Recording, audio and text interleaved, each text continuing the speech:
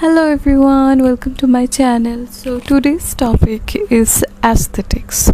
So if you are a student of literature or if you are a student of arts, fine arts and any kind of arts, so you must know about the philosophy of aesthetics and how it works.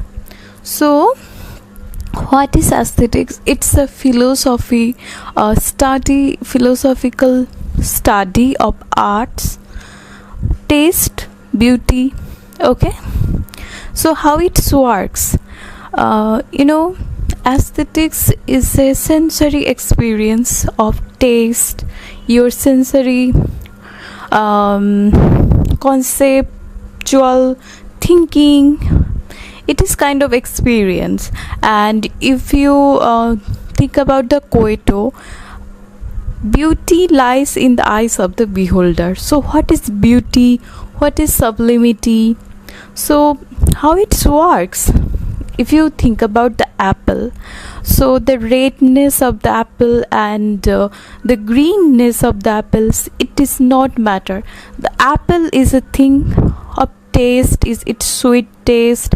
So lots of adjective is here, and how you look, it's as you are look like to the apple. It could be you like its redness. And why people like this redness? Because red is a positive vibes, it gives you positive.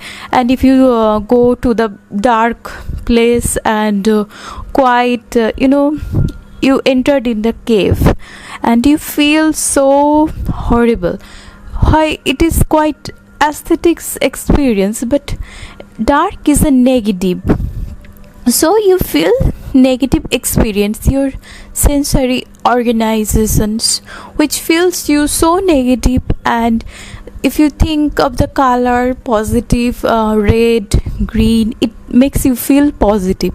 So when you study a poetry, it makes you feel so immensely, so brightly. Your emotions and feeling are so enhancing your mind. So this kind of experience you could be called it aesthetics.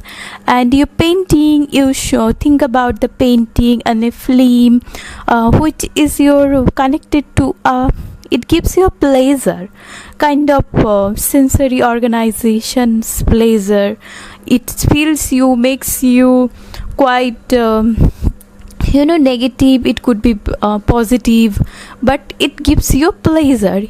Okay, so this kind of thinking and experience, the study of arts, philosophical study of beauty and sense, it called basically aesthetics. And when you study the David Hume's books, you more relevant these topics.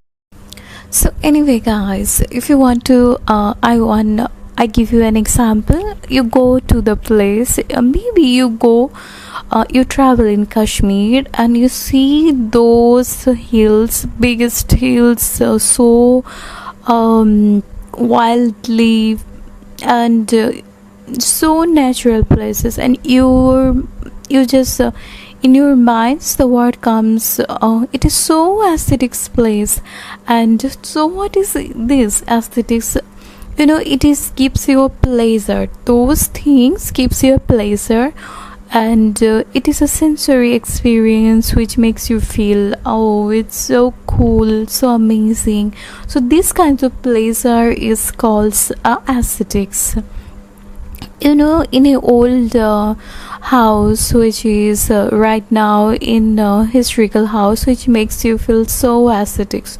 So it could be old, but the things of so rarity, it makes you the adjectives of rarity and the rare things. The old house maybe right now you cannot be seen, so the rare things makes you feel so aesthetics, you could not see it be anywhere. So it makes you feel, oh my god, this is so beautiful and aesthetics. So those things are really really be so honestly amazing, and this kinds of feeling you could be called it aesthetics. So this philosophical movement and a philosophical study of art or sense of experience which enhance your emotions and mind, this is called the aesthetics. So anyway, so if you think about the David Hume's quote, beauty lies in the eyes of the beholder. So different people can feel it different way. The beauty, the subject of beauty, the different people can feel different way. It could not be it not be possible to see the things everyone feel the things in same way, not like that.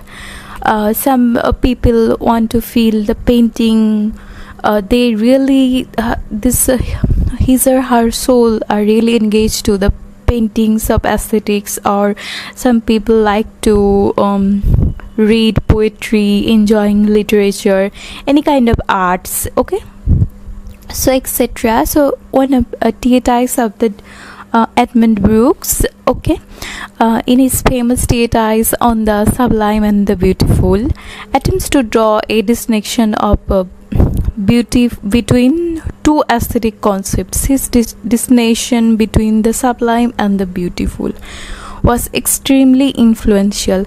So sublime, what is sublime and what is beautiful in this treatise, if you want to read thoroughly about the philosophy of aesthetics, you can purchase this treatise book on the sublime and the beautiful, and you can download the PDF from your Google. So you can read these books if you want to know very thoroughly, and you can understand the beautiful of the sublime and difference between aesthetic concepts of sublime and the beautiful. So sublime for pain, and in this treatise you can find sublime for pain and beauty for pleasurable way, okay. So according to Brooke, the pleasure of beauty has a relaxing effect on the character of the body, whereas sublimity in contrast tightens these characters. So the basic difference between the sublime and beauty you can find through these books, and David Hume's books are very very important. It is a concept of psychosociology and within the philosophy. So if you thoroughly want to read this philosophy, you can purchase the book of David Hume's books, and this Edmund Brooks book, it's treatise the beauty and the sublime, okay. And the next you can read that David Modern Aesthetics, the Critique of Judgment, emailed Kent Brooks. So the basic, if you want to thoroughly very deeply want to know about the beautiful, what is the beauty, what is the sublime, and more enhancing your knowledge and gain about those concepts, so you can read those books. And it is a basic concept of philosophy of art, sense and sensory organizations and experience, okay, and what is enhance your mind and emotion, it's hit your emotion. So how your emotion dealing those things. So the relevant and main topic is these things, and I try to understand you guys in my ways. And if you like to my video, you can follow me, and thank you for watching my video.